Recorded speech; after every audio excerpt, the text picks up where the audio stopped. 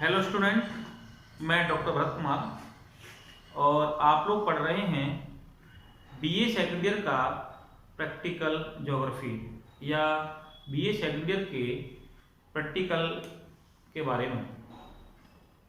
BA second year में जो हम प्रैक्टिकल पढ़ेंगे उसका जो सेक्शन ए दिया गया है, उस सेक्शन ए में पहला जो टॉपिक दिया गया है वो है मानचित्र के बारे में कि मानचित्र किसे कहते हैं, मानचित्र की परिभाषा क्या होती हैं, मानचित्र कैसे बनाए जाते हैं, प्राचीन समय में मानचित्र कैसे बनाए जाते थे, मध्यकाल में मानचित्र कैसे बनाए जाते हैं और आधुनिक काल में कैसे बनाए जाते हैं।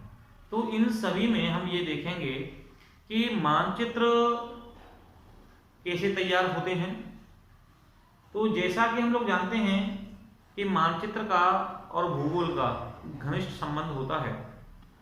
भूगोल में अधिकांशतः जितने भी संसाधन पाए जाते हैं उन्हें मानचित्र के द्वारा प्रदर्शित किया जाता है। लेकिन मानचित्र किसे कहते हैं, तो सीधी सी परिभाषा है होती है मानचित्र की कि जब किसी क्षेत्र के नक्शे को बनाया जाता है और उसमें प्रक्षेप, परंपरागत चिन्ह और मापनी का प्रयोग किया जाता है तो उसे मानचित्र कहते हैं। मानचित्र तीन आवश्यक बिंदुओं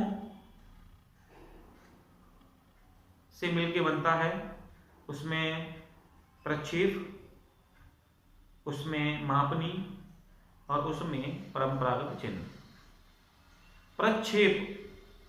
प्रक्षेप कहते हैं अक्षांश देशांतर रेखाओं का जाल, वह प्रक्षेप कहलाता है। मापनी आप जानते हैं, आपने बीए फर्स्ट ईयर में पढ़ी हैं, सल मापनी, तुल्यता मापनी, विकर्ण मापनी। तो ये भी मापनी उस पर बनाई जाती है मानचित्र पे। और एक होते हैं परंपरागत चिन्ह। परंपरागत चिन्ह क्या होते हैं? परंपरागत चिन्ह वे होते हैं जो किसी भी स्थल के, चाहे वो सांस्कृतिक हों चाहे वो प्राकृतिक हों, उनको दर्शाते हैं।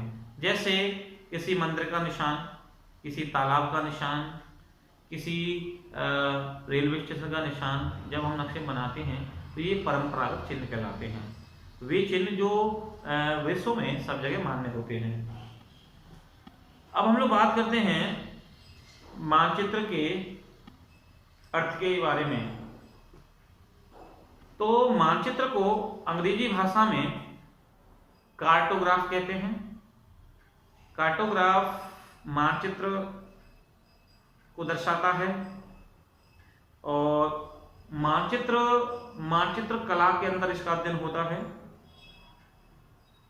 प्राचीन समय में जो मानचित्र बनाए जाते थे वो ताम्रपत्र कहते हैं, तांबे के जो धातु हुआ करती थी उनके ऊपर नक्शे उभेरे जाते थे, बनाए जाते थे। उसमें काफी समय लगता था।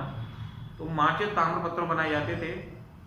मध्यम काल में थोड़ा विकास हुआ और हाथ से बनाए जाने लगे या किसी इंक के माध्यम से बनाए जाने लगे और आधुनिक समय में मशीनों के माध्यम से मानचित्रों को बनाया जाता है।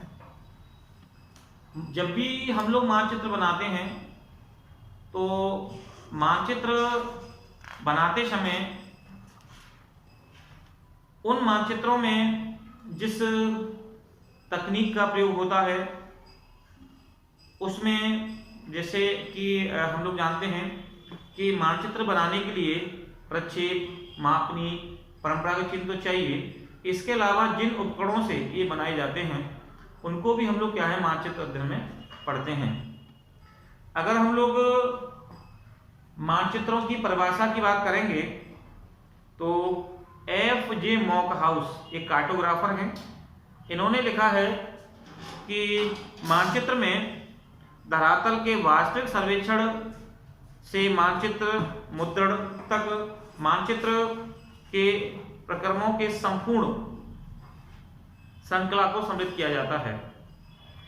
कहने का मतलब ये है कि हम धरातल पर जो सर्वेक्षण करते हैं और उस सर्वेक्षण से लेकर के अंतिम मुद्रण कहते हैं प्रकाशन होना, तो सर्वेक्षण से लेकर के प्राइमरी सर्वेक्षण से लेकर के अंत में जब तक कि मानचित्र बन नहीं जाते हैं तो वो जो पूरी प्रक्रिया होती है, जो संपूर्ण श्रृंखला होती है, उसे हम लोग मानचित्र कला कहते हैं। अगर मानचित्र कला को देखेंगे तो मानचित्र कला का दिन रात विकास हो रहा है। मानचित्र कला के अंतर्गत लेटेस्ट डिजिटल मानचित्र भी वर्तमान समय में देखने को मिल रहे हैं, जिसे हम लोग सीधे तौर पर रिमोट सेंसिंग और जीआईएस के माध्यम से देख सकते हैं। अब हम लोग बात करते हैं कि जो मानचित्र तैयार किए जाते हैं उन मानचित्रों में क्या क्या बनाया जाता है। उन मानचित्रों में मानचित्रों की हेडिंग जो टाइटल होती है उसे बनाना पड़ता है। मानचित्र जब तैयार होते हैं तो उसकी आउटलाइन है उसे तैयार करते हैं। मानचित्र में अच्छा देशांतर रेखा को ध्यान रखा जाता है। मानचित्र के अंतर्गत हम लोग बात करेंगे तो मापनी का ध्यान रखा जाता है। मानचित्र में देखेंगे तो अक्षर लेखन यानी डिजाइनिंग का ध्यान रखा जाता है। मानचित्र में देखेंगे तो हम लोग मुख्य रूप से परंपरागत चिन्हों का ध्यान रखते हैं। तो इस प्रकार से मानचित्र तैयार किए जाते हैं। मानचित्र को बनाते समय कई प्रकार से अगर आप लोग हाथ से अगर हम लोग मानचित्र बनाते हैं तो कई प्रकार से सामग्रियों की आवश्यकता रहती है। इनमें चाहे पेंसिल हो, रबड़ हो, मुद्रित आवाएं हो, जल रंग हो, इस प्रकार से भी मानचित्र बनाए जा सकते हैं।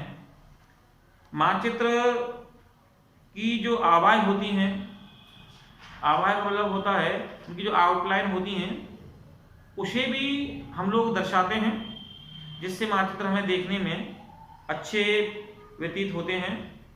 और मानचित्र की जो उपकरण होते हैं अगर हाथ से बनाते हैं तो हमें सामान्य उपकरणों की आवश्यकता होती है, जबकि कई सारी जो मशीनें भी आती हैं, जैसे पेंटाग्राफ एक मशीन होती है जिसके माध्यम से किसी भी हम चतुर्भुज अगर कोई एरिया है उसमें हम लोग क्या कर सकते हैं, उसे आराम से दिखा सकते हैं। इसके अलावा इसको बनाते समय सेट स्क्वायर या ज्योमेट्रिकल बॉक्स की भी आवश्यकता रहती है, और इन सब के आधार पर हम लोग क्या है मानचित्र को दिखा सकते हैं। तो आज का टॉपिक सिर्फ इतना ही कि मानचित्र किसे कहते हैं।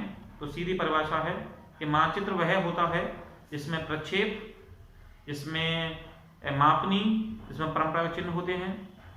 F.J. मॉकहाउस ने इसको बताया है कि सर्वेक्षण से लेकर के अंतिम जब तक मुद्रण नहीं हो जाता है तो वो संपूर्ण जो श्रृंखला है विकास की, ये संपूर्ण ही मानचित्र कला कहलाती है। मानचित्र कला दो शब्द से मिलकर बनी है, मानचित्र प्लस कला से। इसको अंग्रेजी के कार्टोग्राफ से इसको लिया गया है। और जैसा कि मैंने आपको बताया कि इसका जो विकास है वो 3 चरणों में हुआ है। एक तो प्राचीन काल में मानचित्र बनाए जाते थे, वो जैसे ताम्रपत्र के ऊपर, फिर मध्यकाल में हाथ से बनाए जाते थे, और आधुनिक काल मशीनों से बनाए जाते हैं। तो ये इसमें सिर्फ थोड़ा इतना सा टॉपिक है कि मानचित्र कला किसे कहते हैं, इसकी क्या परिभाषा है, इसको बनाते समय कौन कौन से उपकरणों का प्रयोग करते हैं, हाथ से बनाने के लिए क्या उपकरण प्रयोग में लाए जाते हैं, और जब हम कंप्यूटर से बनाते हैं तो क्या प्रयोग में लाते हैं। इसके बाद में नेक्स्ट टॉपिक हम कल पढ़ेंगे। Thank you.